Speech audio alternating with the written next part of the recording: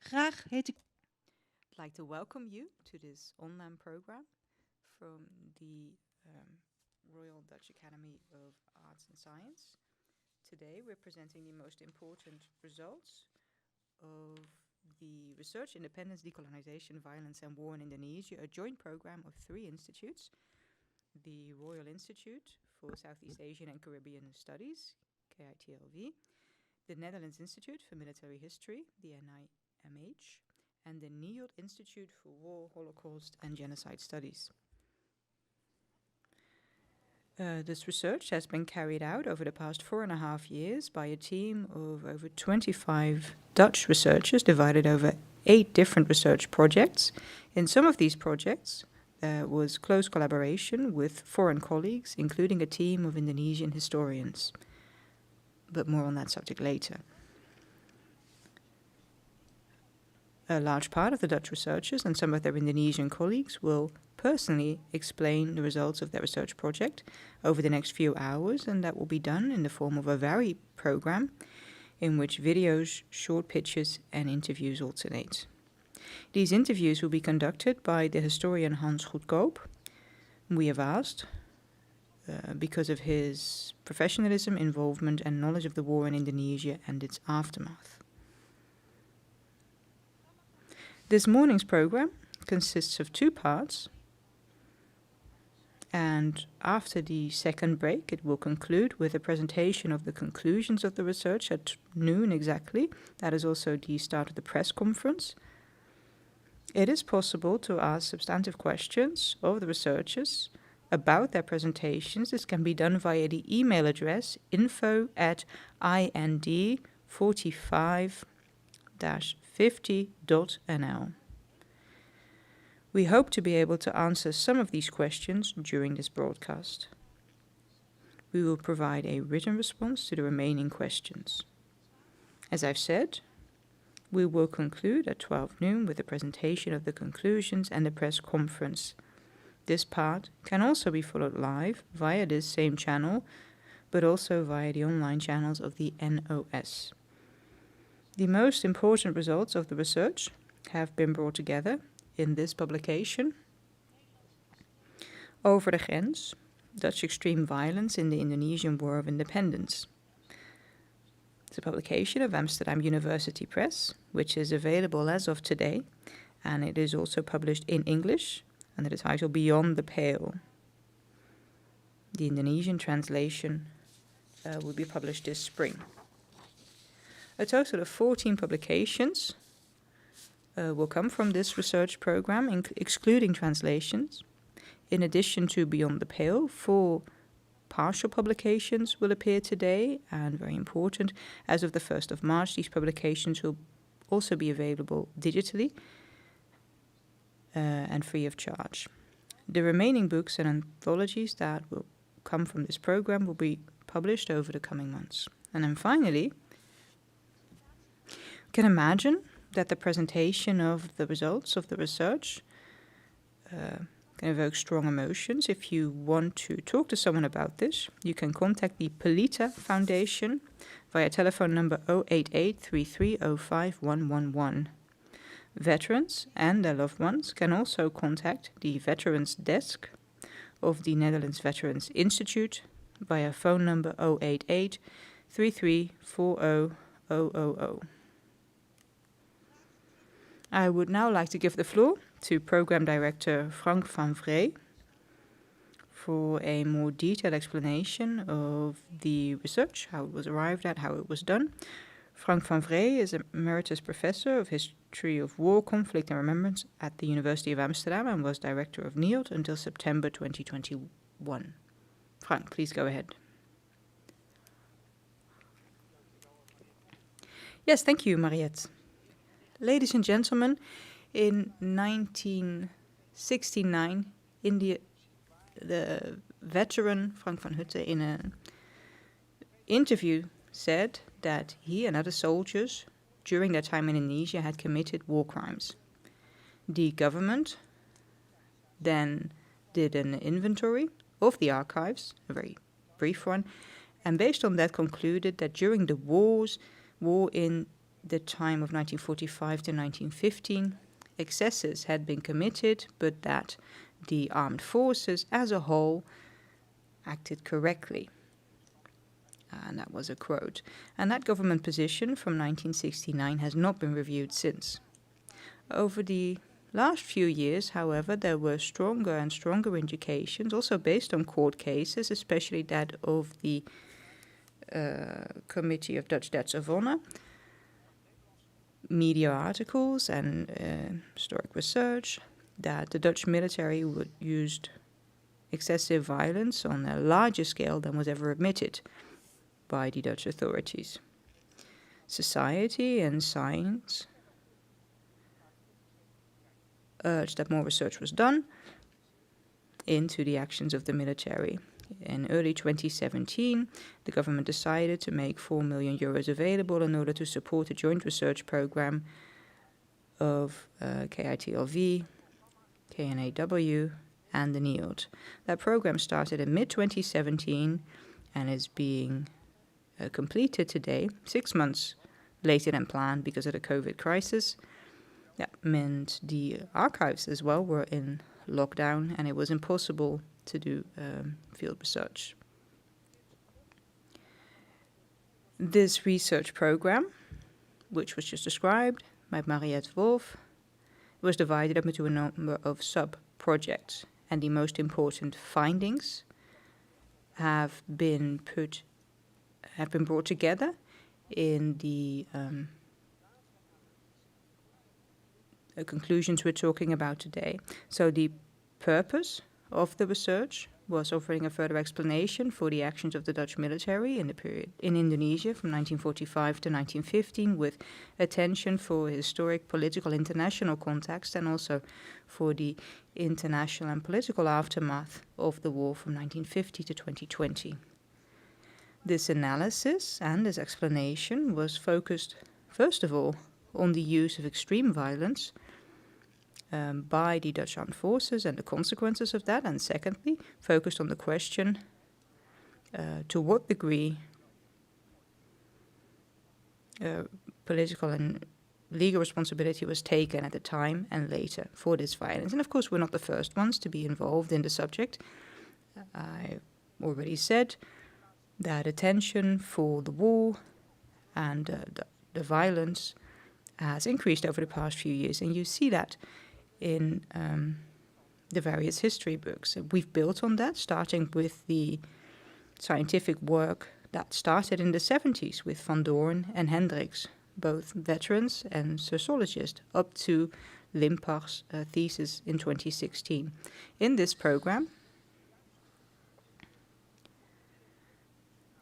with the research question that I've just told you about as a starting point, we wanted to bring all the existing research together to start with, and we wanted to do further investigation into important blind spots like the workings of the intelligence services, the use of heavy weaponry, the violence, the first stage of the Indonesian Revolution, that in the Netherlands is known as the Bersiap period, communication from the battleground to The Hague, and how the history was dealt with after 1950, but also international comparisons with other colonial wars.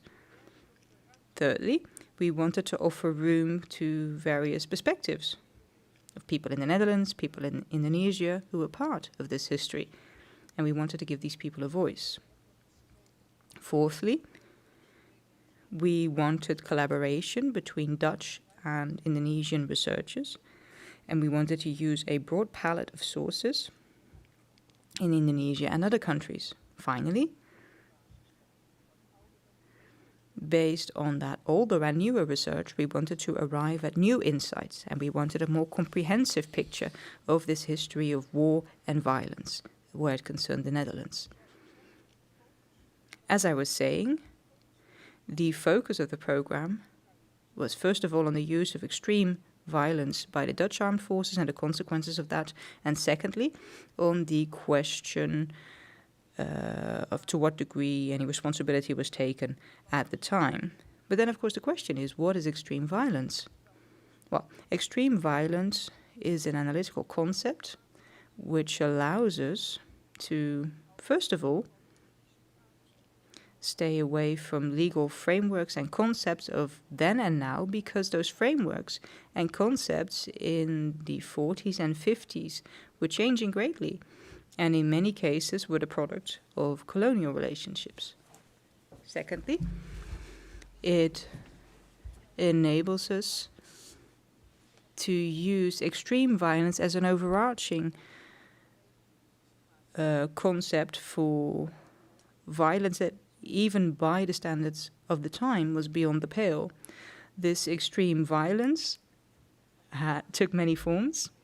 It took place outside of regular combat situations or in their margins, often without a direct military need or necessity, or without a clearly defined military target, like torture, summary executions, abuse, rape, looting, theft, detention under inhumane circumstances, violent reprisals like torching kampongs, and shooting civilians and mass detention. The violence took place within regular combat operations. That also comes under extreme violence when we're talking about the use of heavy and light weaponry, where the use of violence was disproportionate and where deliberately a great risks were taken of civilian casualties. So the presentations you'll see today are all to do with that principal question. So that's the further analysis and further explanation of the nature of the Dutch actions in Indonesia, placed in a historical and international context, and then that focus on the use of extreme violence. So these questions were leading in our program, for which the government in February 2017 granted subsidy. So this program was not a government assignment, it was an independent scientific research, which was in part financed by the government, but which the government was not involved in any further.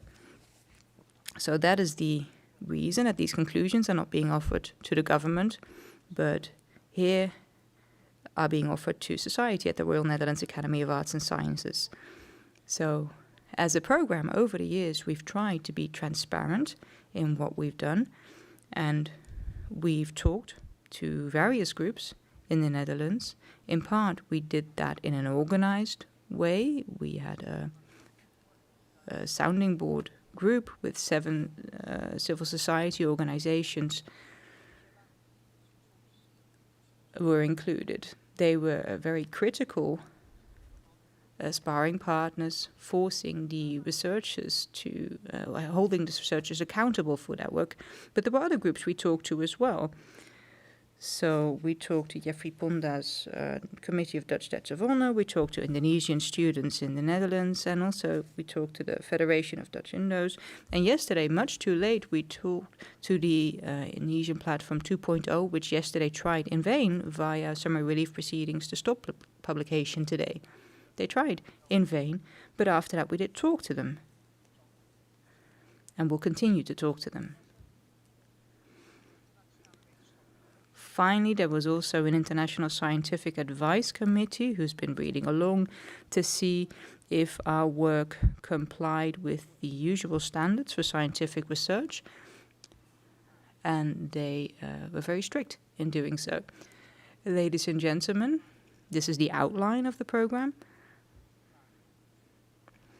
of which the results will be presented today.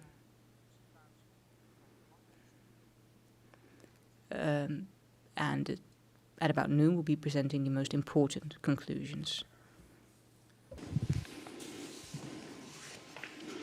In September 2016. In September 2016, a publication, The Burning Kampongs of General Spoor, was published by historian Remy Limpach for the government. This study was the last push to decide to fund a further investigation into the violence of the Dutch armed forces in Indonesia.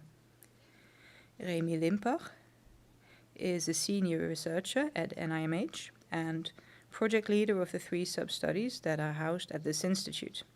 He himself was in charge of the sub-study on the intelligence services, which will be published later this year under the title Stumbling in the Dark, Intelligence Struggle During the Indonesian War of Independence.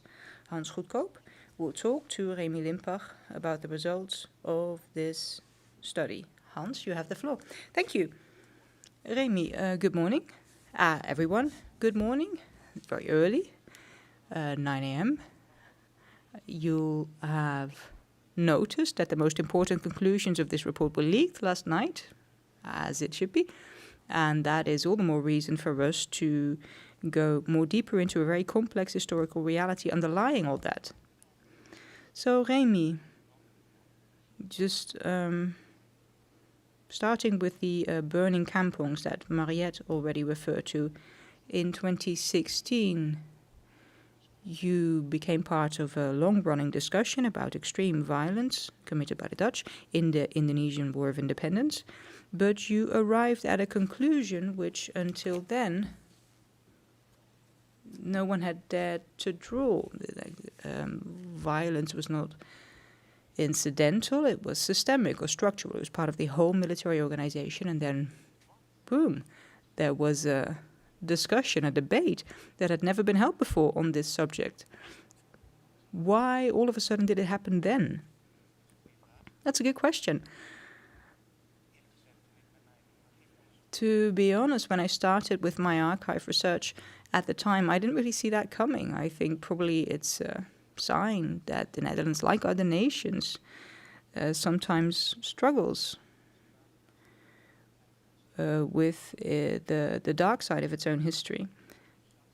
When I was in the archives, that those court cases mentioned before were starting, especially that court case on Rabakade, where Indonesian widows won their fight against the Dutch state.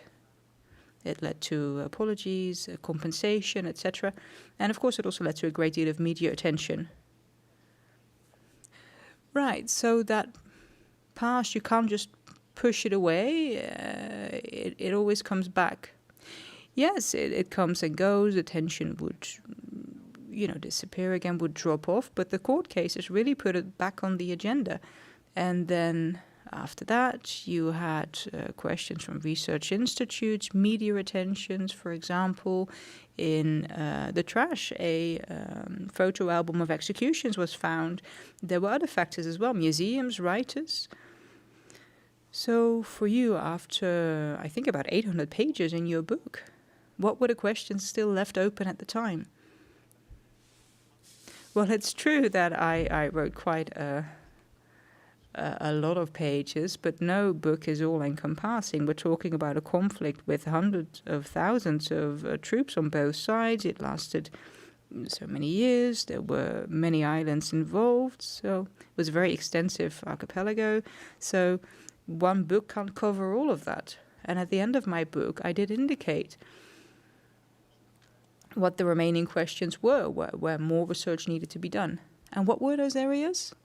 Well, there were a number of areas. A few have been mentioned already, and one of them I now looked into myself. So looking into the intelligence services, heavy weaponry, military justice, international comparisons. So those are a few examples where I was aware at the time that further study was required. And when I started my research, there was very little information on the subjects, and I made a start of it, but it wasn't a complete picture just yet. Right, so you looked into the intelligence services. I thought that was a surprising choice. Initially, it was, the whole army. There was 200,000 people that you looked at. But now the intelligence services, that's very small. That's only a few thousand men. Why is that so important? Well, we're talking about a war that was mostly a guerrilla war. And then intelligence is crucial. A guerrilla war is characterized by what are called hit-and-run actions. So the enemy and the opponent is hard to tell apart from the civilian population. So in this case, for the Dutch armed forces, it was very hard to find their opponents. So then you're very dependent on intelligence. And intelligence is also important for other subjects too. Intelligence services also had administrative jobs, police work that they did. So really, it's a very broad field. So you quoted someone who said something like an army without an intelligence service is like a boxer without eyes. Yeah, like a blindfolded boxer, that's right. Right, a blindfolded boxer. So from your research, I get the impression that the Dutch intelligence services still were kind of like a blindfolded boxer. How did they operate?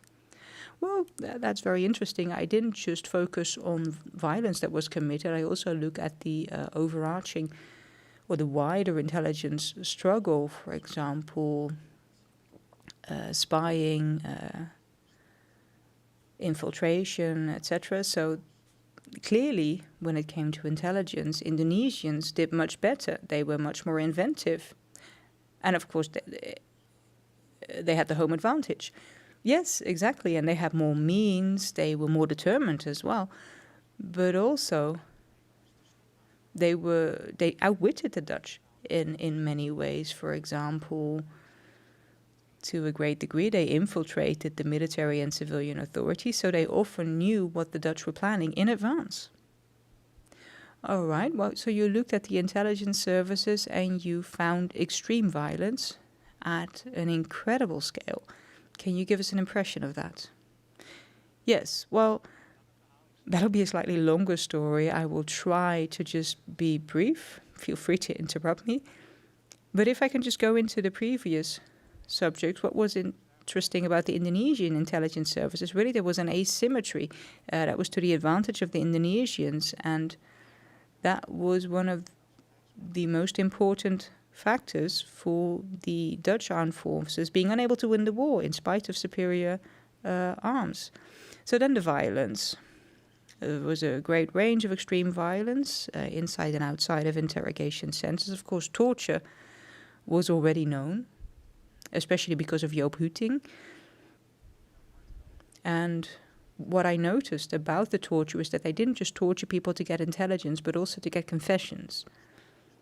And the victims then often confessed to things that they were accused of in order to stop the torture. And the indirect consequence of that was that Indonesians were sometimes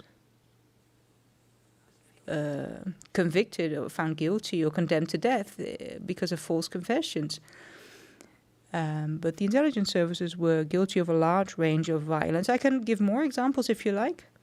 Well, maybe just one example. Well, many detainees who'd given up all they could give up and who were found useless after that interrogation, they were often killed. And in addition, there were small arrest teams, kill teams, who behind the scenes targeted what they called Indonesian gang leaders. And what I thought was even more shocking is that the intelligence services in some places just had a clear reign of terror in order to intimidate the population. And also there were fatal consequences of false intelligence. Right, so that's kind of terror at a large scale. So not just focused on individuals, but targeting entire communities. Why? What are the causes of this pattern? Well, often it follows from a feeling of powerlessness, frustration, feeling like you've got your back against the wall. You know, not being able to handle a conflict with normal military means, so then it is very tempting to use more extreme means. And in Payakumbuh in Western Sumatra, for example, one of those places where I found this reign of terror, there in the Minangkabau region, that was a region seen as Republican, and there was a spy from Singapore reporting that that region was pro-Dutch, in fact, and that was in part why Spoor gave the order to conquer that region. But it turned out not to be the case, and there the Dutch found fierce Republican resistance. They had their backs against the wall because of it, so they felt forced to do public executions, to torture people in bright daylight, just to deter the population and to make sure that they didn't support Republican fighters. So that violence, was that very local and quite far away? Was it violence that officers and higher-ups were aware of? Well, it depends on the case. Torture, that was something everyone knew up to the highest levels, and that was condoned. It was concealed, and it was also pretty much not punished. Because that was an important question you wanted to investigate. So in that military hierarchy, where did they have the knowledge of this violence? Up to where did they know? Was it condoned? Was it promoted? Well, it was certainly condoned, and torture was policy. So you're presenting this as a self-evidence, but it's quite a major point. Well, in the war, you weigh various interests, and in this case, apparently, the interest of getting intelligence that was deemed crucial outweighed legal and ethical principles. All right, thank you very much, Remy. Mariette, het woord is weer aan jou. Ja.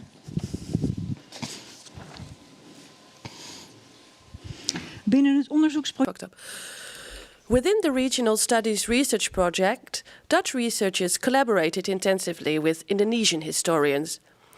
Over the course of this spring, the project will result in the joint English language collection Revolutionary Worlds, Local Perspectives and Dynamics During the Indonesian Independence War, which will also be released or published in Indonesian. In the following filmed triptych, some of the Dutch and Indonesian coordinators and researchers tell more about their collaboration. Irene Hogenboom, affiliated with KIT LV and coordinator of the Indonesian-Dutch cooperation, explains the research project. Then, the Indonesian historian Farab Faki and the Dutch historian Martijn Eijkhoff, also since September 2021 director of NIOD, in the form of a Zoom consultation, what this collaboration has yielded in terms of new insights. And then finally, the Indonesian project leader and historian Abdul Wahid explains the value of the joint research project for historiography in Indonesia. Welcome to the presentation of the Regional Studies Project. My name is Irene Hogenboom. I'm the coordinator of the Dutch-Indonesian cooperation. This cooperation has been established 4 years ago together with Roel Frakking, Martijn Eijkhoff and Henk Schulte-Noordholt, with our Indonesian counterparts Bambang Purwanto, Yulianti and Abdul Wahid from the Gadjah Mada University. I will shortly introduce you to how and why this cooperation came into being. And then Farabi Faki and Martijn Eijkhoff, two of the researchers, and Abdul Wahid will take over. The intention of the sub-project, Regional Studies, was to connect Dutch and Indonesian historians in a research concerning the dynamics and context of violence in several Indonesian regions during the Independence War. The idea was to compare the historiographies and to exchange sources and perspectives. To make this cooperation work, we decided to create two separate projects, each with its own research agenda. However, the focus of the program was the same, being the regional approach. This gave us ample opportunity to set the two historiographies in a dialogue and to explore the bridges between the narratives. Together, we set out to examine the different layers and complexities of the Indonesian Independence War in the regions North and West Sumatra, West, Central and East Java, Bali and South Sulawesi.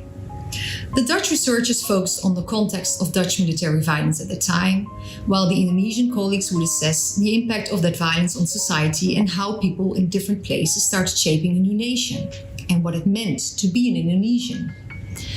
We, 11 Indonesian and 7 Dutch researchers, started in November 2017 in Yogyakarta, and we've had yearly workshops since then.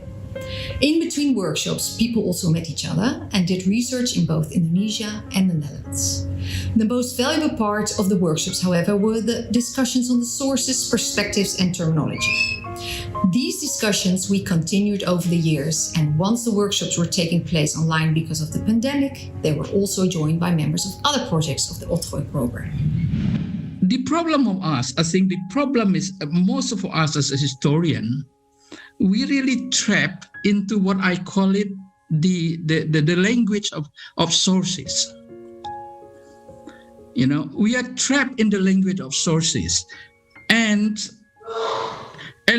when we bring our perspective to the sources, to some extent we have some difficulty how to present it into the historical construction. That's a problem. For me, then, I prefer to use Indonesian archipelago. So in Bahasa Indonesia, I call it Kepulauan Indonesia.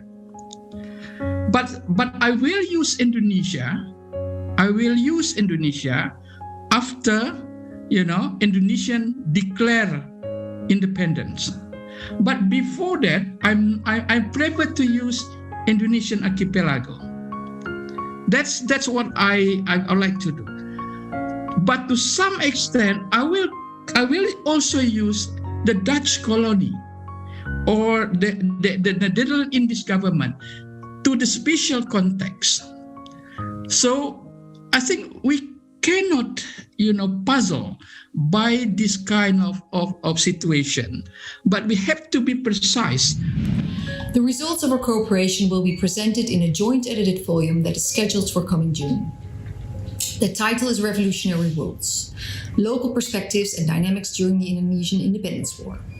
In the next presentation, Farabi Faki and Martijn Eikhoff will explain a little bit more about the concept revolutionary worlds and will illustrate how exchanging perspectives can work in practice. Finally, project coordinator Abdul Wahid will give an overview of the Indonesian research at the Gadjah Mada University.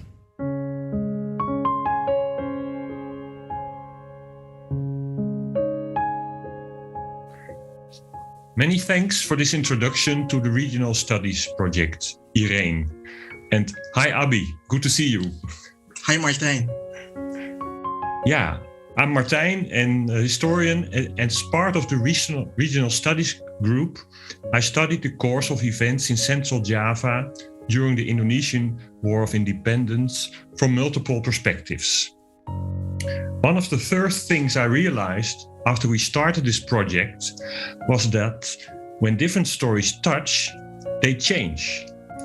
And we saw this happening when we exchanged histories based in diverting national, in this case Indonesian and Dutch, backgrounds. This was even the case when they seemed incompatible, at least at first sight. Following this experience, the members of this group soon began discussing the implications of different chronologies, terms, and perspectives.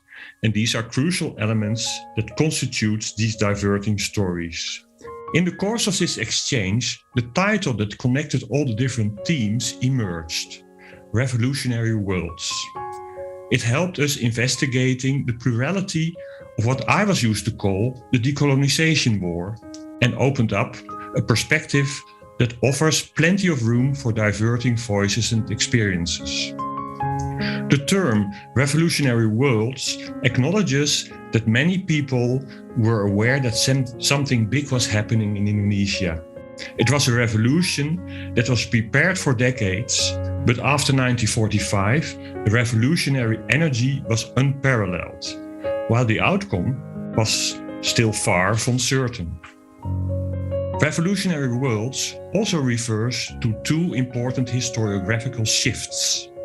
For the Dutch, including me, who traditionally focus on violence and war, it implies acknowledging that there was actually a revolution going on. While for the Indonesian members of the group, it implies acknowledging that there existed fragmented worlds behind the traditional story of one unified national revolution. And having said that, I would like to give the word to my colleague, Mas Abi. Thanks, Martijn.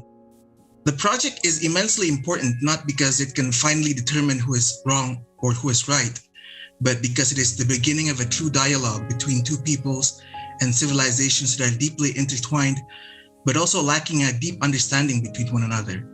It is an acknowledgement that history has brought us two peoples together, maybe kicking and screaming, but that perhaps coming to terms with our past requires us to work together and understand our differences. That perhaps we may never reach the same position on some topics, but that our basic agreement is that this should be a dialogue and that we should face our past together.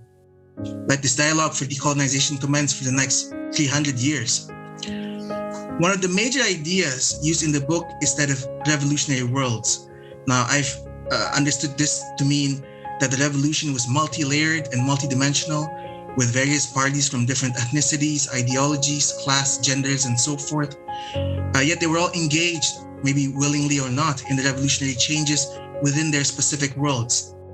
In my research, I found that the revolutionary capital of Yogyakarta was a symbolic space that was used by the Republican elite and Indonesian state to promote the existence of a morally righteous and enlightened state to both the Indonesian and international public, but at the same time was contradicted by the ambiguous position of the Pemuda as a central identity of the Republican state itself.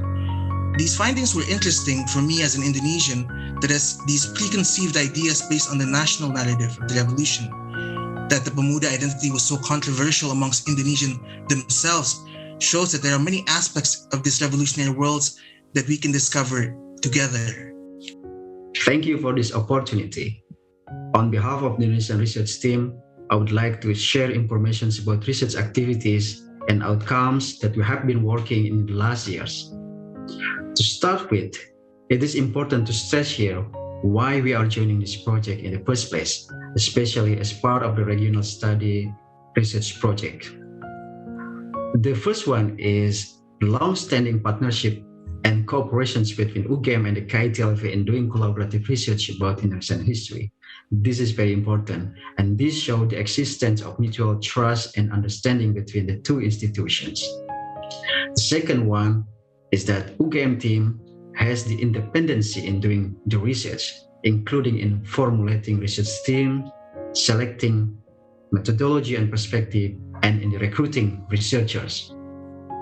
Third one is that the research to be conducted with academic approach based on the principle of mutual respect and openness. And fourth, this collaboration is meant to promote scientific dialogue between Indonesians and Dutch historians over this particular period. In our perspective, this collaborative research is also very important to Indonesia for several reasons. Namely, first, this period has been understood as an important period, yet research about it has been dominated by state narrative with less academic approach. Hence, secondly, we see there is a need to stimulate academic research in order to produce publications and to develop database about this period, which can be beneficial for future and sustainable research about this period. Importantly, there is also a need to produce a new generations of Indonesian historians who work and specialize on this period and are able to engage in international debate about Indonesian history, especially concerning this particular period of 1945-1949. So, based on the above-mentioned considerations, we design our research in the following schemes. The first scheme is so-called Main Research Project, which consists of 11 researchers who work together with the Dutch researchers. And they are coming from different universities in Indonesia with various academic qualifications. 5 of them are postdoctoral researchers, 2 of them are PhD researchers, and 4 of them are master or pre-PhD researchers. Aside from the Main Research Project, we also designed the second scheme that we also call as Additional Research Project, which consists of the following research activities.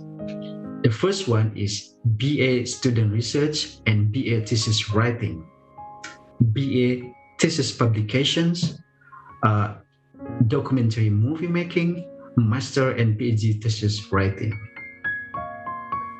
Concerning the Main Research Project, the 11 researchers working on various aspects of the Indonesian revolutions, which cover the following areas: West Java, Central Java, Yogyakarta, the capital of Indonesian Republic at the time, East Java, Aceh, North and West Sumatra, and South Sulawesi.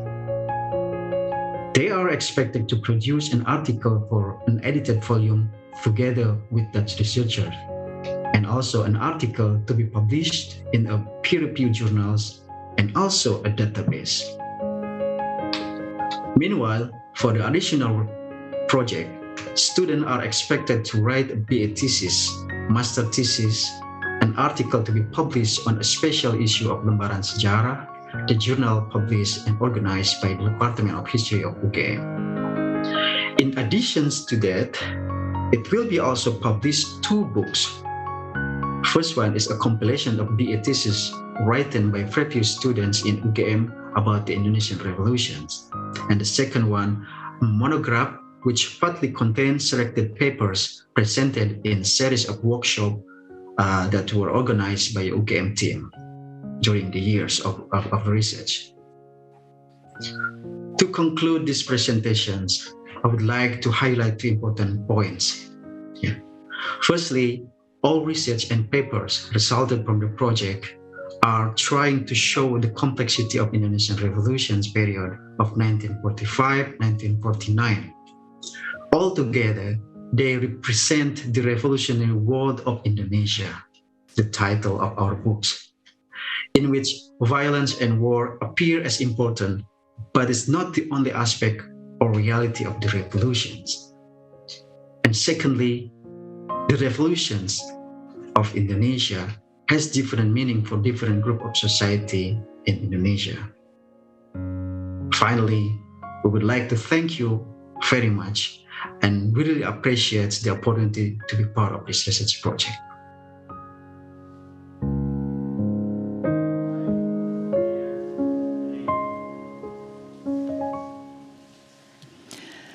Het volgende.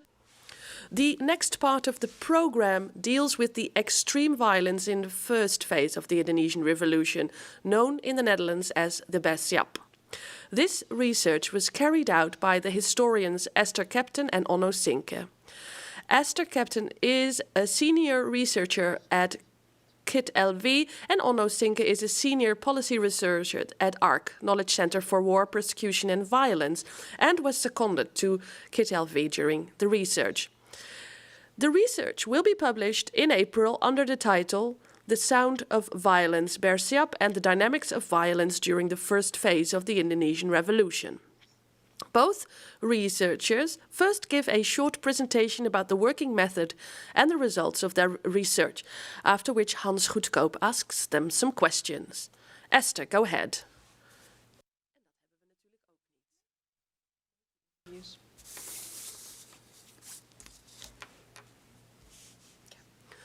Bersiap. A term that was prior only known to eyewitnesses and historians, and it has now become a household name. Bersiap. Be ready was the attack slogan for the Indonesians. They wanted to defend the independence. It's the name for an extremely violent period, the Bersiap period, that reminds us of horrible experiences for which in the public domain in the Netherlands there was no space to talk about. Bersiap was anti-colonial violence against Indo-Europeans. And not only that, our research that starts on the 17th of August 1945 demonstrates that we should look at this violence in the right perspective, also connected to the violence against civilians and also against fighters of other parts of the populations and nationalities, Moluccans and other Indonesians that had fought on the Dutch side or were suspected of having done so. Chinese, the violence against that part of the population even increased after that, Japanese citizens, and captured Japanese, British and British Indian military. The extreme violence characterized itself because it happened against several groups, and it is artificial to separate the different types of violence. So against all these groups can be called the same thing, which was the first phase of the Indonesian Revolution. The Indonesian violence focused on everybody who intended to return to colonial rule under the Dutch, everyone who was getting in the way of Indonesian independence or was suspected of taking actions against it. Extreme violence in that context was a consequence of Dutch colonial dominance, a response on 3-year Japanese occupation, and the arrival of British, Indian, and Dutch troops that threatened the Indonesian independence. In all cases, we can say that this was a case of occupation and rule by a foreign power.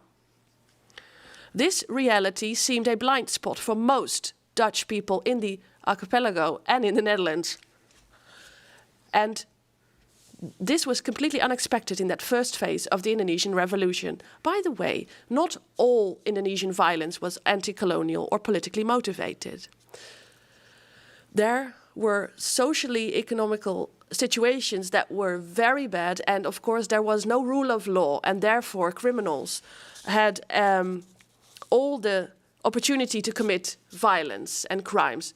And violence did not only come from the Indonesian side. Extreme violence was also applied by Japanese, British Indian units, and also to a lesser extent by Indo-European, Dutch and Moluccan military against Indonesian civilians. And this extreme violence was not limited to Java and Sumatra, but also occurred in the rest of the archipelago. References to the term Bersiap in the public domain in the Netherlands can be found at the end of the Indonesian independence war, predominantly 48 and 49.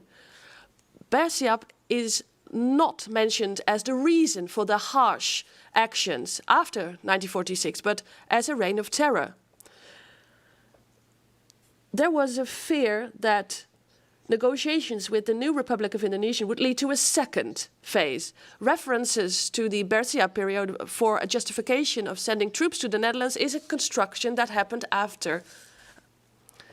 It became in fashion, if you will, after the 80s, when publications start occurring. But this link was not found in the media and not in diaries of soldiers themselves. The Dutch decision to reoccupy the archipelago dates back to well before the Bersiap burst. So that concludes my part, and I would like to give the floor to my colleague Onno Sinke.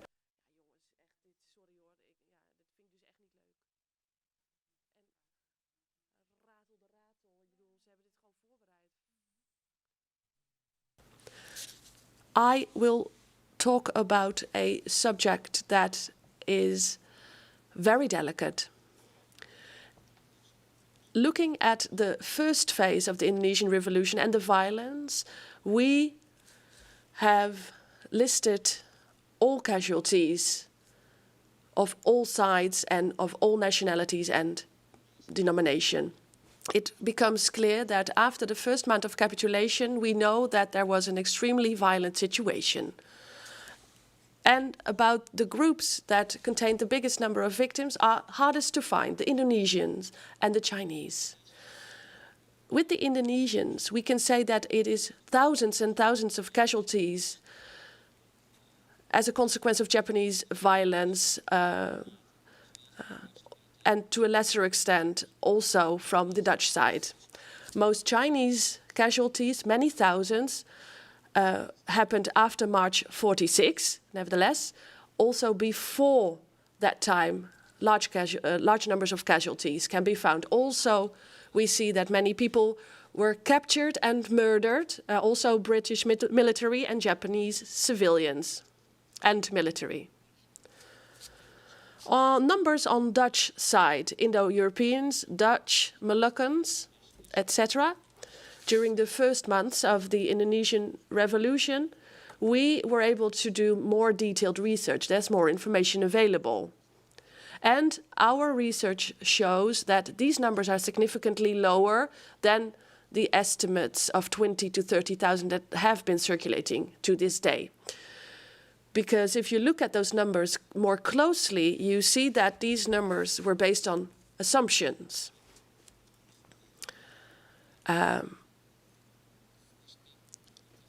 Or speculative extrapolation. So if so many people were killed in Jakarta and so many missed, then so many probably will have been killed in other places as well. Also, when it comes to reliable sources, certain casualties will be added to war casualties from other areas that can simply not be traced. And that made it essential for us to look at what we could find ourselves. And our research was based on data from the Foundation of War Graves and on lists in several archives. And then when you take the period 17th August 1945 until 31st of March 1946, you get 3,723 casualties on Dutch side. We know for certain that 1,344 were killed because of violence. 1,006 passed away for other reasons, but not violence, and 1,373 perished, but we were not able to establish what the cause was. And of course, we are never sure that all casualties were registered, especially in those times. And this is why you need a certainty margin, if you will. And end of December, there was still 1949, 2,000 people were still missing, and we added them to that.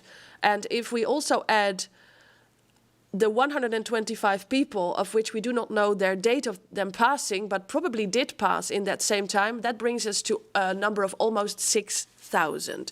There's no reason to assume that the number would be much higher, and it doesn't come anywhere near the numbers we've known so far, the 20 to 30,000. We understand that this is quite a message, and we are very well aware that this period brought with it a lot of suffering and pain for those directly involved, and has done so for decades after, and has had a significant impact on their children, because the children did not enjoy the affection and protection because of the trauma of their parents. And I deemed it appropriate to take a moment to think about the victims that fell on both sides.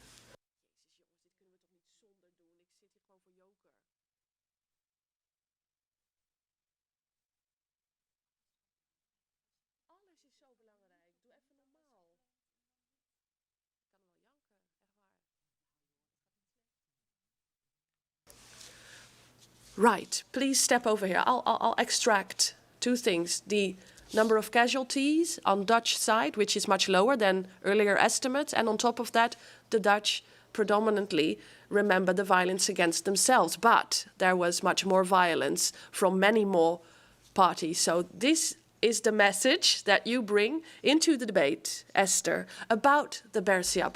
What makes this debate so fierce here? Well, because it got different interpretations that exclude each other mutually. And I think that it is so delicate because everyone is asking themselves who started this, because whoever started it is responsible. And what we try to demonstrate is that there are different moments, and also prior to that you have direct causes and long-term causes. So we place that in a different light and a different context, and therefore it is also important to say this. We explain it, but we don't condone it. All the extreme violence that occurred should be rejected. And we just simply state that these are the moments that we have found, but it's not an approval of anything that has taken place. We disapprove any form of violence against civilians, military, and prisoners. Oh no. You get to a total number of Dutch casualties of 6,000, much lower than assumed so far. That is quite a message.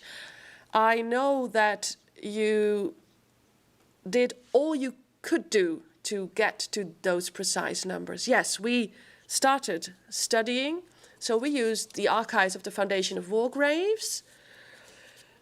The foundation started looking immediately for information after the war when it comes to casualty, local archives, Red Cross archives. So we reached out to surviving relatives. So a very important source. And we also did more research.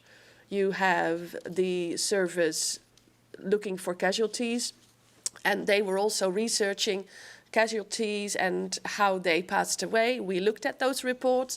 We extracted many lists from the archives. We used the Red Cross archives, also Stichting Pelita, a foundation that captures the stories of people after the war to be able to qualify for benefits. And we put all of that next to each other and looked at how many casualties we could actually confirm. And that brought us to the number of 3,000 plus, with that margin getting to 6,000. And I also understand that you also consulted calculators. Yes, we did not do this alone. We have a team that was very, very important to us and who are very experienced. Yes, a delicate research, and it is quite emotional. Thank you. Mariette, over to you. In addition to the project on the intelligence service of Remy Limpach, 2 more sub-studies have been carried out in recent years by researchers from the NEMH. One of them is about the actions of the Dutch judiciary and was carried out by Esther Zwinkels. Her study will be published later this year under the title The Harsh Sword of Lady Justice, Law and Injustice in the Indonesian War of Independence. The other sub-study relates to the use of heavy weapons by the Dutch armed forces and was in the hands of Azaria Hamani. This study, which is also his PhD research, will also result in a publication later this year entitled Grof Geschut, Heavy Weaponry, Artillery and Air Forces in the Indonesian War of Independence. What these studies exactly entail and what new insights come from it is the focus of the interviews that Hans Goedkoop conducts successively with both researchers, starting with Esther Zwinkels. Hans. Right. Remy Limpach switched from the entire armed forces to the intelligence service, and you took another approach. You looked at the judiciary. So in the 70s and 90s, we know that publications were in place stating that judiciary did not act or hardly acted against crimes committed by. Well, indeed, I base myself on what already was done, but those studies in the 70s and 90s, these were predominantly based on the excesses note. And those conclusions are not entirely upheld today, and also the material that they base themselves on is up for review. There is so much more out there, and what you did was you categorized it systematically, correct? And with a focus, right, the judiciary, did it control extreme violence or did it promote extreme violence? What always fascinates me as a kickoff, if you will, the Netherlands did not recognize the struggle in Indonesia as a war. It was an internal conflict and therefore no martial law, but declared a state of war. And what did that mean for the judiciary and rule of law? Well, just to give you some context, martial law means that you give a lot of authority to the military. So the civilian authorities are made subordinate to the military. And that touches on the judiciary and rule of law. Of course, court martials could actually convict civilians. So basically, the military takes over from civil society, yes. So court-martials instead of regular courts. So martial law and normal rule of law have different aspects correct?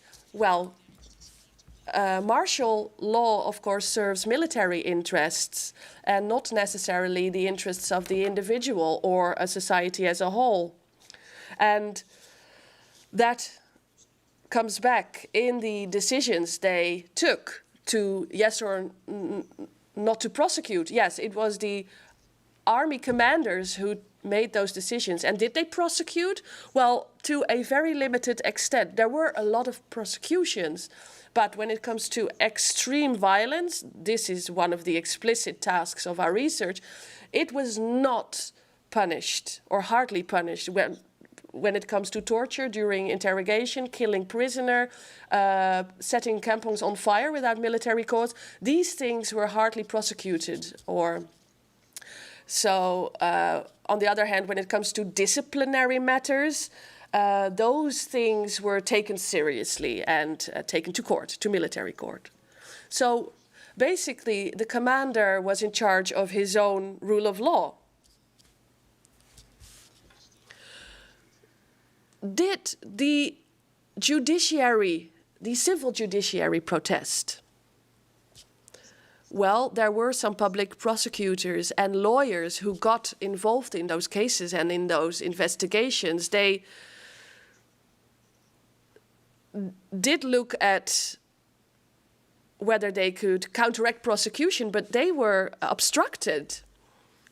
And they were always dependent on information that had to come from a certain part of the military, and you need statements.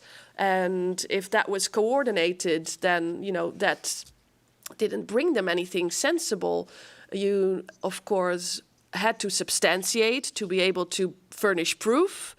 And in the end, we know that it's the public prosecution office that normally would decide to prosecute yes or no. But in this case, it was the military commander. And Generaal Spoor, in this case, was the one until he passed away in 1949. He was the one who had to give that approval, and that made a big difference. So civilian judiciary, civil judiciary could do something but had to comply with the military standard. Well, just as a correction, there were civil lawyers that had a military position in that time. So it became intertwined, but they were always subordinate to the military forces in those positions. And you come to the conclusion that rule of law was used as a weapon in the context of the Dutch struggle. Yes, that is a conclusion in my research, and it's twofold. So, leaving unpunished some forms of extreme violence committed by Dutch military and harshly punishing the Indonesians, so civilians and fighters who resisted the Dutch reign and came into resistance. They were either put in prison and were imprisoned and sentenced to death even. So that is the same military judiciary that did those things with various consequences on both sides. You are quoting here, if you went beyond the pale, you actually were awarded an extra star. Was that the rule? It's a very telling example because the person who said it was the head of the Central Judicial Department of the Central Police, and they were the most important intelligence organization in tracking down crimes. They did those investigations, and we have a statement of him saying that he personally killed 20 people, but it was well known that nobody said anything about that, and that was the tone of his story. And if someone in that position can say that, that's very telling. So you could say that the judiciary promoted extreme violence. Well, it did not prevent it from happening, and it gave a sense of legitimacy to it. being part of that struggle, and if you committed, then you knew that it would not necessarily be punished. And the argument was, there is no other way. Yes, military interests, at all costs, that war had to be waged and won. And you see that from all sides, people went beyond the pale. So there are also plausible arguments that you give as to why commanders don't do anything, because you want to keep the troops together and you want to win that war. So there is a huge pressure on rule of law and winning that specific battle, correct. Is there anything that really shocked you? Because you've been right in the middle of it for 4 years and you're very calm and collected as you present it.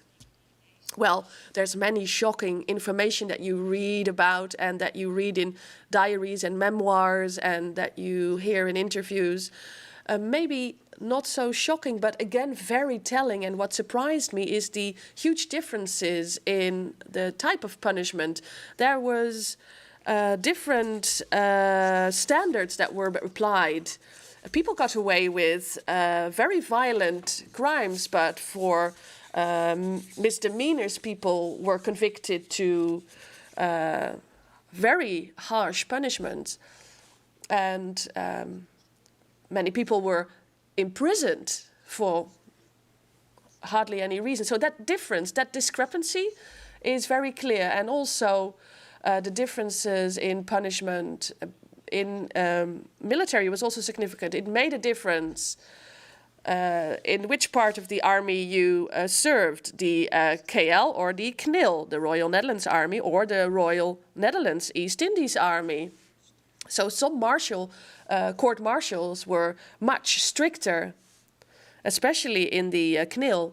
And that, of course, depended on the type of staff that had much more experience in court martial. Esther, thank you. Right, we'll move straight on to Azaria Harmani, who's all set to go. And we'll be talking, because we've talked about the law, the intelligence services, and now we're moving on to heavy weaponry in the Indonesian War of Independence, which is interesting to me, because my mental picture of this was all, it was far away places and infantry, and it was all small, but it was also heavy artillery.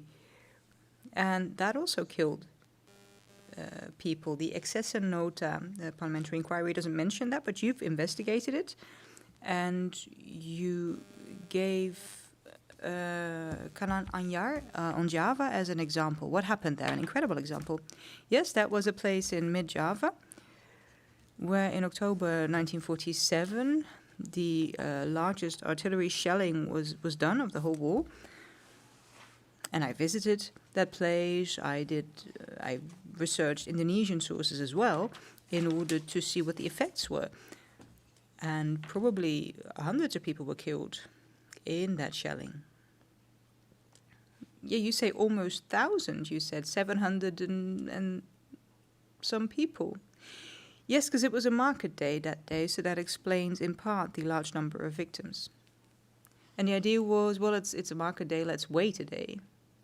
No, and that was certainly not unique to that situation. In the plans drawn up by the Dutch military, they almost didn't take into account any risk of civilian casualties. So what we're talking about is artillery support, so large material that can support ground troops. And you say it has major advantages for one's own side. Can you summarize why that is? Well, just to give an idea of the situation, the Netherlands, the Dutch army there had conquered large areas there, really areas that were too great to really control with the available troops. And then cannons, artillery, planes, they were a good way of limiting your own risk and using the few troops you had to still keep control of an area. And they simply accepted that there might be a great number of civilian casualties because the Dutch troops often didn't really see that distinction between civilians and fighters. And, everyone became suspect. So you can imagine the consequences of that. Yes, indeed. So we're talking about asymmetry a lot today, asymmetry in battle, and it is an example of the asymmetry when it comes to manpower. When it came to manpower, the Netherlands were at a definite disadvantage, but when it came to firepower, they were the strongest, and they weren't afraid to use that. Definitely. Did it help any? Well, did it help them win the war? Well, in the end, it didn't help them win the war, but you can wonder whether the war could even be won. Could have been won by the Netherlands. It did help to keep morale up, the willingness to fight on the part of the Dutch troops. So that's an argument for one's own side again. Yes, because it reduced the number of victims on one's own side. That helps morale, but also it affects morale of the opponent. So it has an intimidating psychological effect. And then they just completely disregarded the potential consequences for the civilian population and all the damage it might cause. But it must have become less and less effective when it turned into more of a guerrilla war. Because Indonesian forces spread out in smaller units, were harder to find. Yes, over time, you do see that shift, towards the last year of the war, where that guerrilla was at its most intense. And the Dutch had conquered the largest area up to then, and they started using the weaponry more and more. Also, with all these outposts that only had 10 or 15 soldiers sometimes in order to protect those outposts. Sometimes it was simply desperate measures. It was a substitute for infantry action, a substitute for patrols. Just shell them rather than sending in troops. So really it was a sign of powerlessness. Yeah, really it was. So they didn't really pay any attention to civilian casualties. Can you find out how many civilians were killed by shelling, etc.?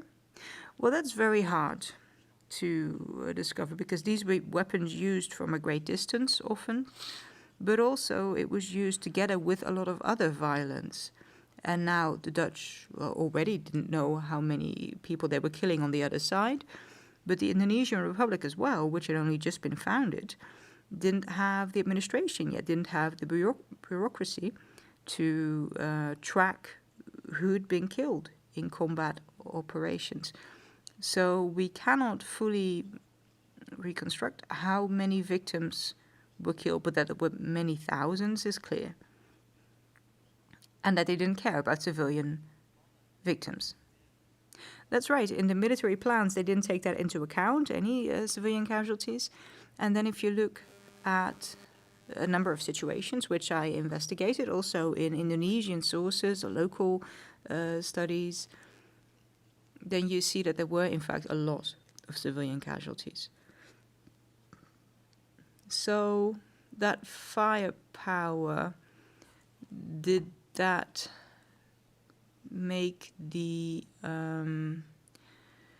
struggle less controlled? So you start by not shooting unless you're shot at. By the end of the war, it's shoot first, live longer.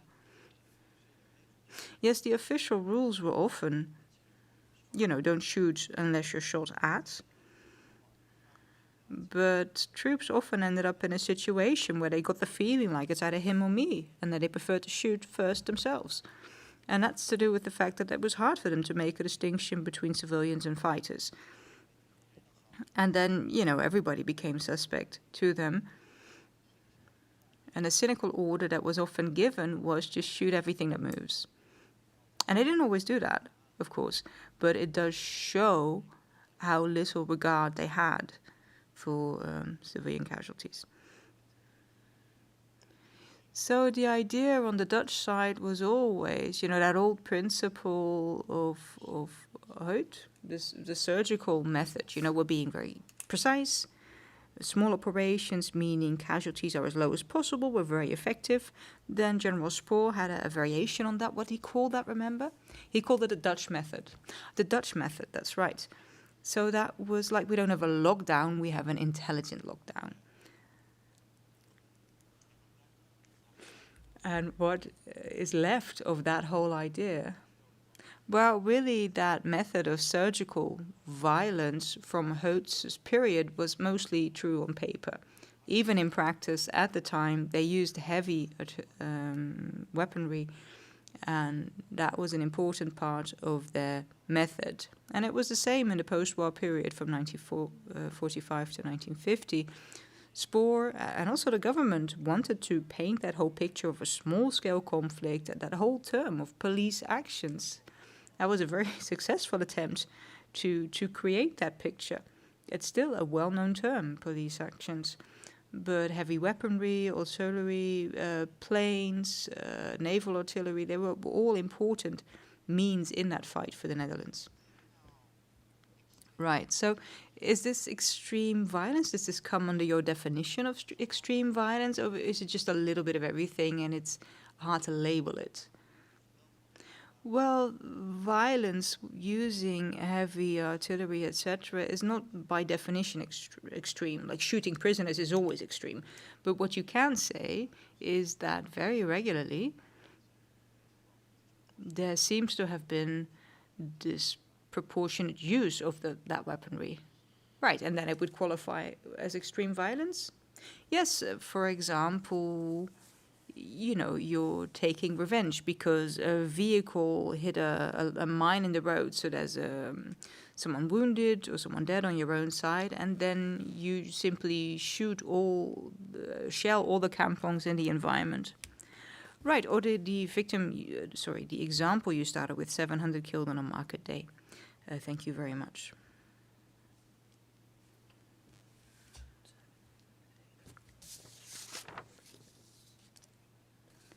I'm back. Oh, you're back. You snuck up on me there. Did you want to add something, Hans? No, please go ahead. Right, within the research program, a key role was reserved for the Witnesses and Contemporaries project.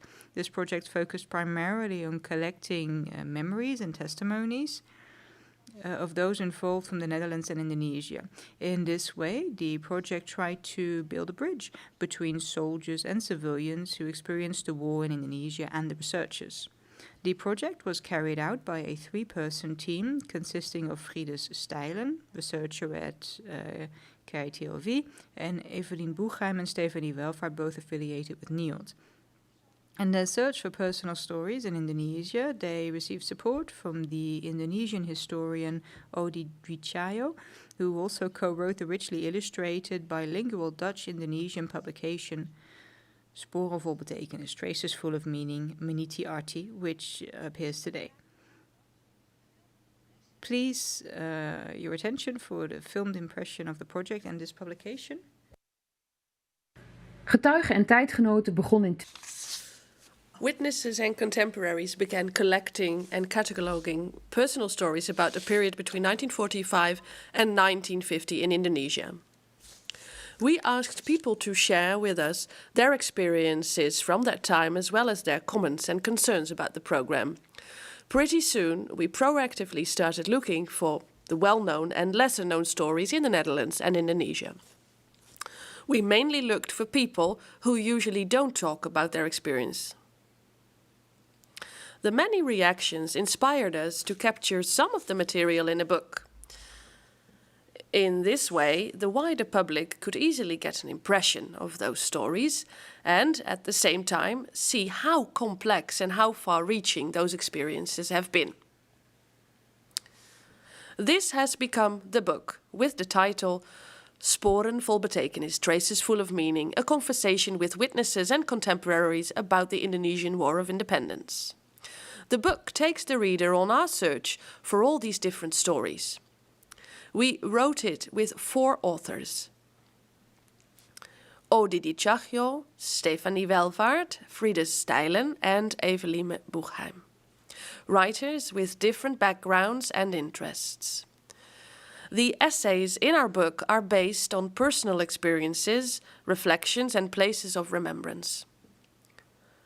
We used letters, diaries, and memoirs, but also photo albums as a source, ego documents that were still in people's homes, sometimes more or less forgotten in the attic. The people who donated material to the archive were happy that it would be safely preserved for posterity. But not only documents tell stories, also places and monuments keep the memory of that time alive. We visited several of those monuments in the Netherlands and Indonesia and reflect on their significance, such as the moment of Ratapan Ibu, the crying mother, in Payakumbuh, Sumatra, at the bridge where executions took place in 1949, and nearby in Situju, a grave with bamboo spears. In the book, we discuss, among other things, the National East Indies Monument in Roermond, which has great significance for veterans. In Bugan, near Semarang, there's a house full of bullet holes, the tangible memory of an attack by Dutch soldiers on the 5th of December 1946. Monuments continue to provoke discussions, as it turned out to be in the town of Epe last year at the unveiling of the East Indies Monument. In interviews, people took us back to their experiences at that time. We now first hear Ad Jansen, who goes back to his time as a soldier in Indonesia. And exactly at 7 o'clock, as soon as it gets dark there, a lot of shouting and violence, and then we got our first attack. And they walked to the hole in the fence, and they thought that it was still open, and that's where they got stuck. So then we repulsed the attack. Also, the 5 patterns and light patterns were put between them, and that completely closed the door. We listened to stories of people staying in Bandung around the same time, each on a different side of the demarcation line. Robert also told about his previous experience during the Bersiap in Surabaya. So one day we were arrested and placed in a cinema, the Sampurna Theatre. So under surveillance of Indonesian youths. And then we asked one of those guys what's going to happen. And then he told me that Sukarno would give a speech at some point, and then from that speech it would then become clear what they had to do with us, and in the worst case we would be killed. Well, that apparently and fortunately did not happen, because the English had Sukarno come to Surabaya. Indonesian veteran Paidi was stationed at the demarcation line during the withdrawal of Indonesian troops. So we got together on the evening of the 23rd, and my group had to patrol Bandung station. We had to keep an eye on attacks from the north. And the station was near the governor's office, and I patrolled until midnight. We received no orders to set Bandung on fire. We just patrolled, not a single order. But when I looked up, the sky had turned red. So that demarcation line still has symbolic charge, so like Ali so aptly made clear.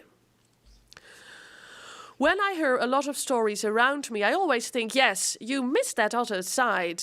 Like I missed at school that Sukarno apparently said to Douwes Dekker, "You are the father of our political nationalism." Why did they never tell me this in the history lessons? Why? It was against the Netherlands, I understand. But it did happen that a man was giving that title by Sukarno. But it was all of us who were in favor of the Netherlands. We did not want to know. He was a traitor in our eyes. This is how we saw those who were for the Indonesians. And that line is still there, that demarcation line, that red line. You are one or you are the other. In an online group interview, we brought together different generations from Indonesia and the Netherlands. They talked about the legacy of their fathers and grandfathers. This exchange, in which completely different experiences were closer together than previously thought, was very special for everyone. I think about when I was 12, I found a little diary of my father. And for making now big steps, maybe I can explain it later, this diary was hidden by my parents for many, many, many years. And so 15 years ago, I found it. And by that time, I realized I didn't know my father at all. Can I share screen to show some photo or documentation? Yeah, perhaps while waiting for Song, I want to add a little bit of information again that I also actually want to ask him. Sadly, he's now already passed away. But at the time, I also curious, like, why did he participate? Why did he join to this group? The small group, I guess, that posted in the village in each villages in Central Java. So I dig for some documentation, and I found old documentation like veteran ID, like marriage ID, like. We hopen dat sporen vol betekenis. We hope that Traces Full of Meaning will show people the way to the archives with personal stories, and that it will lead to just as inspiring conversations as we have had with witnesses and contemporaries. Via email, we've received lots of questions by now from the audience, and some of them will now be posed by Hans of the relevant researchers. Hans, please go ahead. Yes, one from Martijn Eikhoff. If you could please come to the front. So the question is, did Dutch researchers have unrestricted access to Indonesian archives, and can those sources also be accessed by other researchers? Yes, that's an important question, a good question.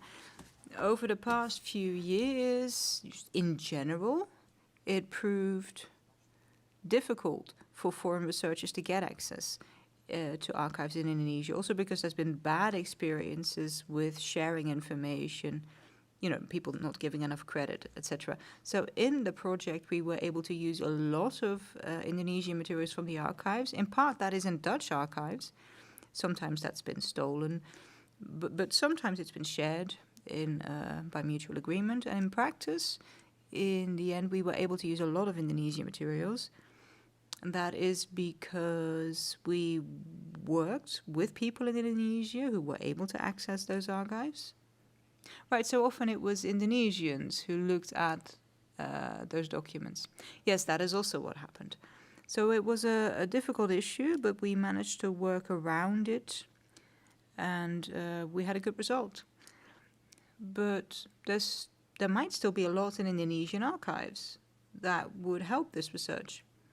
Yes, as was said in the videos, this is the start of a new partnership, a new collaboration. We're starting new projects, and we'll continue that collaboration. Right, second question, to what degree has there been any attention given to islands outside of Bali, Java, and southern Sulawesi? Well, Indonesia is, of course, has a great number of islands, as a huge archipelago, and we said that at the start of the project, we don't want to be Java-centric, because then you'll have a very limited view of the conflict. So we involved some other islands as well, and certainly when it came to the Bersiap, we looked much beyond Java, but yes, still has a lot of work to be done still. Every historian always says that. Thank you. Esther Swinkels, 2 questions. Someone says, well, I think the state of war and the state of emergency only apply to southern Sulawesi. Is that true, or did it also apply elsewhere? No, it was also in force elsewhere, and it's a state of war or a state of emergency. And there's differences between the two. One gives you slightly more powers than the other. And really from 1940, once the Germans invaded the Netherlands there, you had the state of emergency in Indonesia. And that continued to apply in large parts of the archipelago. So even in 1945, once the Netherlands, returned and wanted its colony back, and in certain parts of the archipelago, that state of emergency was revoked. It was then changed to a state of war. So it wasn't the same in every location, but in Java and Sumatra, it was enforced continuously, yes. So that was the heart of the battle. Another question. So what courts are we talking about here in Indonesia? Oh, well, I hope you have some time for me to give this answer. Yeah, that's why I asked you to be brief, in fact. Well, the military courts there, you're talking about the courts martial. Then you had temporary courts martial as well. You had the civilian courts as well, national courts. So you had military courts in the field and special tribunals that were founded, and those mostly involved fighters, Dutch soldiers, but also Japanese criminals, war criminals. Right, so there are lots of bodies. Thank you very much. Esther Captain, 2 questions. Someone has sent in an entire overview with numbers and sources with the question, so did the Pension Payment Council data, was that used for missing persons? I imagine that's for the number of dead. I would guess that's the question, yes. And was the civil registry of Batavia or Jakarta used? Oh, my colleague is joining us here, because we did this study together, this research, and this part was mostly coordinated by him. So the Pension Payment Council, was that checked, and also the civil registry for Batavia? Well, it might be good to say, first of all, that we focused on the dead rather than the missing, because the missing often returned later. So the Pension Payment Council, we didn't look at those archives, and I don't know to what degree there's an overlap between the archives of Polita and the Payment Council. And then the what did you say? Oh, the civil registry of Batavia. We didn't check that. So there's still room, of course, for more research and for additional sources. But we think that it won't change our results too much. But there could still be sources. Yes, and we're not saying that this is the definitive figure. There's always more sources. There could be more victims. But I don't think we're ever going to get close to the 20 to 30,000 victims. And you said something, we didn't look at the numbers of missing, because many of the missing returned, but those who didn't return, they're dead. You want to include them. Yes, well, in the end, we looked at the people killed, after the war. The War Graves Foundation did an investigation, so they were registered there, and I think most of the missing will have been included in those numbers. It's always possible that someone simply didn't make it official, but I don't think the chances of that are so great that it would involve thousands of people. Right, and Esther, I think this is one for you. If the Bersiab wasn't a reason to send troops, then to what degree was it a motive for individual troops for what they did there? Well, for individuals, it could be a reason. That's mostly for those who had family members in Indonesia. So that was the Malaccan and Indo-European KNIL servicemen. They knew what their family had been through. So that could have been a motivation at an individual level. But if you look at the bigger picture, then that was not one of the main motives. Right, it's not what set the world on fire there. No. All right, thank you. Thank you very much. So I think that takes us to the break. That's right, it's time for a break. It's not going to take 15 minutes. You'll only get 10 minutes, so we'll start again at 11:15. Of course, you can keep on emailing us, asking questions for the researchers. You can do that using the same email address, info@ind45-50.nl. Because there'll be time for a second Q&A later, and after today as well, we'll try to answer your questions as best we can. Prior to the break, I'd like to again refer you to the contact points set up by the Polita Foundation and also the Veterans Desk of the Dutch Veterans Institute, and we'll show you that contact information during the break again. We'll see you again after the break.